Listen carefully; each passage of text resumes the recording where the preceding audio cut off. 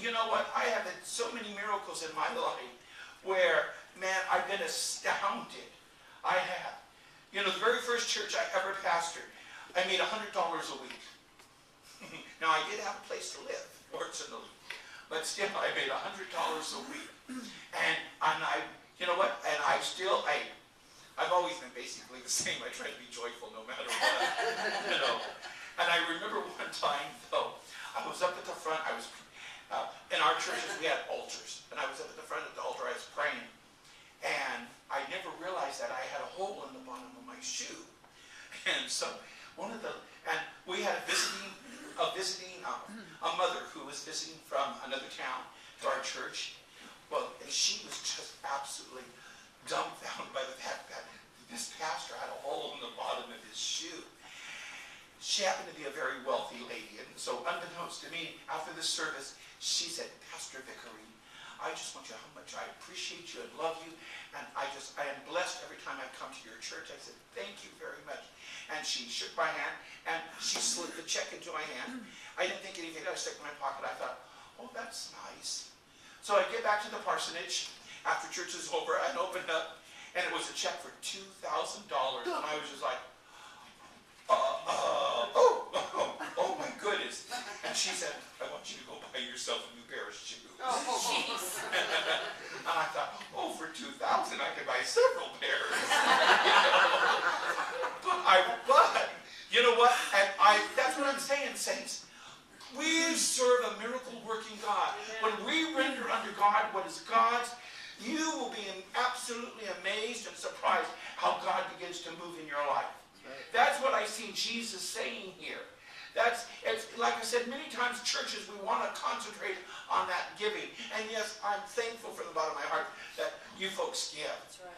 I trust that God blesses you richly above and beyond all measure. And for those of you that aren't able to give, I pray that God bless you so that you're able to give. That's right. You know, but think about it. All of us, I think, are able to give something. I don't care if it's $5 a week. Hey, $5. You know, for $5, I think it's a pretty good show. Okay? You know, but yes, but render unto God's what is God's. And do it because we love God. Not because it's a duty. Because if it becomes a duty for us, then we give for the wrong reason. And if we give simply because we want to be blessed, that's the wrong reason. We give because we love. We say, "God, I love you." And being made in the image of God, Pastor was saying, it's kind of, Pastor Ricky, it's kind of like we're God's DNA. I said, exactly. We're God's DNA. We're made in the image of God, and therefore we keep saying, "God, how can I bless you?" Because when we in our lives begin to bless God in that way, God in return blesses us. That's what it boils down to. You know, for those of you that may not know the history of us, I'll try to keep it. When I came here, we were meeting at the Performing Arts Center, which is now the Boys and Girls Club, in the dance room. So it was this whole line of mirrors and the handles. Every Sunday we'd have to move the piano, get the hymn books out, get the communion out, pick up the little kids' stinky leotards that were all over the floor, and try to make church. And then after church, there was this big push, for the people to count. There was no offering or no office, and we put everything back. And it was that way week after week. And one time we were in church, and we had pretty good, sizable Air Force Base people at our church. And one of those little tarts came in and said, "That's them faggots." And I went, "Where did you put that word?" So I went home and I said, "God, you promised a house of prayer, a house that's safe, and this is not safe. People are fearful to come in here because coming in through people who say stuff at worship is hard." So lo and behold, one of the Air Force guys went out and found us this little church over on the southwest side. It took all 14 of us to put our name on there to get it, because it was going to come out our height if we didn't make the payment. We all shook. Well, I was under district committee. I called and I said, can we buy a church? Because I was still student clergy. She calls me back and she says, what kind of church and how big? And how much money? And she's Jewish. Good. And I told her, you know, that it was $21,000. She says, go ahead. You know, it was the first place to start the hope of something better than what we had seen. We had a member who drove every Sunday from Helena, and we loved her. She was the one that mainly got us all on computers, got us, you know, she did a newsletter. We had her so short. She had an aneurysm when she passed away. But she left this poor little church $30,000. So we bought this social hall, which was a garage next door, because it was hard to have potlucks in the sanctuary with the Y apartment. So we worked tirelessly making that to be a social hall. We had it as a coffee hall, and we had, you know, with espressos, and then we had game night, and it was great. You know, it was hard to find. It was on gravel road. If someone was going to come to get me, they intentionally had to know how to get there. But all of us have drove by this Unity Church for 17 years. And we'd go by it and we'd say, you know, this would be perfect for us. And we'd pray, and we'd pray. 17 years later, you wouldn't believe how this church worked. First of all, our realtor had a sister who wanted to buy this for a stall.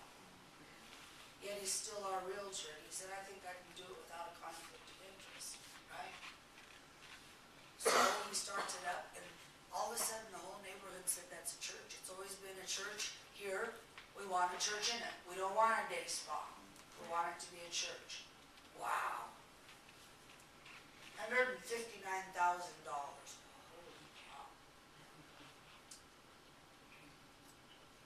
We sold the other property for $105,000. We paid off the debt that was there for about,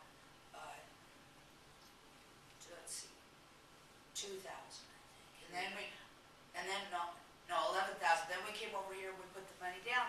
We're ready to do that. They said, well, you have to go out and get financing. Oh my God, Kathy and I went from one bank to another bank to another bank. We went to the U.S. Bank, and that's where we had our mortgage on the other church that we'd always paid. And they said, we'll only give you enough for what you originally borrowed. Well, that was enough to go down on this church.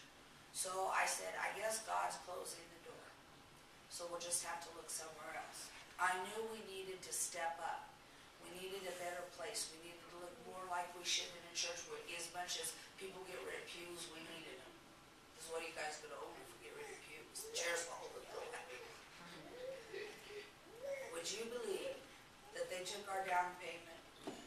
Unity, the foundation of Unity is carrying our loan for 5%.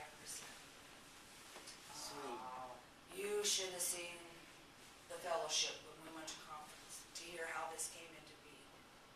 Now, as soon as we got in here, there was a water issue over at the other church because we had been getting water at the other church, not knowing that the neighbor on the other side had been paying our water bill for all those years.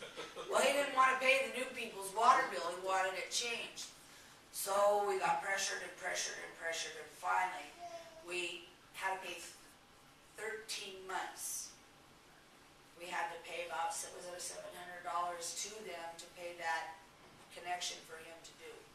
Do you know that we called Unity, the ones that carry it, and they said, all you need to cover is your taxes and your insurance. We won't even ask a payment out of you for 13 months. Sweet.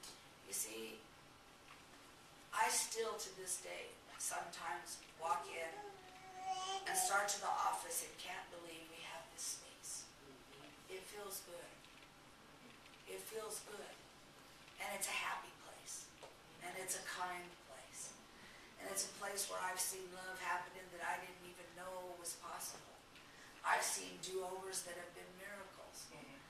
God wants us to be able to take that and give that kind of love back to our people wherever they are.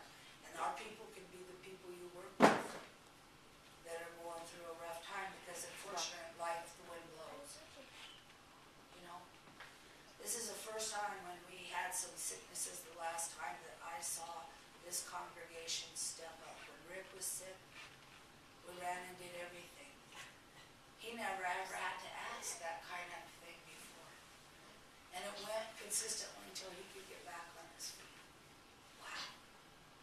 I still hold to the dream of having the back 2 bathrooms made into 1 handicap.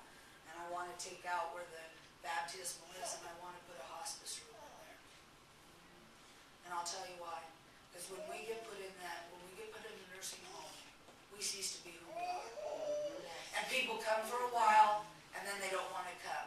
And then you have somebody who's GLBT in a place where they can't express themselves, and people don't always keep coming back. Remember Howard? He no longer was who he was. And it tore me up. And I thought, we could do it. It'd be just like when Daryl died at our house. Hospice comes here. And we could take shifts to set overnight. And I still hold that. There's been times and opportunities already that we should have had that room done. And we could have handled it. So I don't know, that's still a dream. We could set up a room upstairs and people could do it. There's enough rooms up there to make a bedroom. So their loved ones, if they need to take a break, can go. I don't give up on that. I'm not giving up on that. I don't know how long I'll be here, probably till the day I die. But the first time somebody says, I cannot stay at home anymore, I can't care for myself, I'd love to see who will come home. Amen. And I put in some kind of intercom if they wanted to hear the sermon. They wanted to feel that. Or I'd roll a hospital bed in here. Take out pews. You know what I'm saying? But, we got to help other people get up off the mat. And the only way that can happen is by what? Money.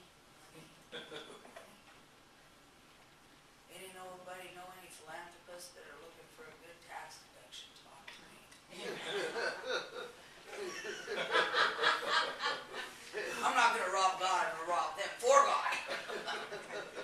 So we're still in process. We're still in process. We are. We still are in process, the mixed bunch that we are. Render unto God what is God's. It's pretty simplified. It is. And and it's something that we have to do, introspection on for ourselves. I know with myself, I try to do it constantly. And that introspection, I have to say, where do I fall short, Lord? And if I do fall short, make me aware of it so that I can rise above that and be the person that you want me to be. And I trust that's all of your desires. I trust that's your heartbeat this morning. That you want to say, that your prayer is, God, are there places that I fall short? If there are, help me to rise above and be a blessing, not to just to one another, but a blessing to you, as well as a blessing to myself. Amen.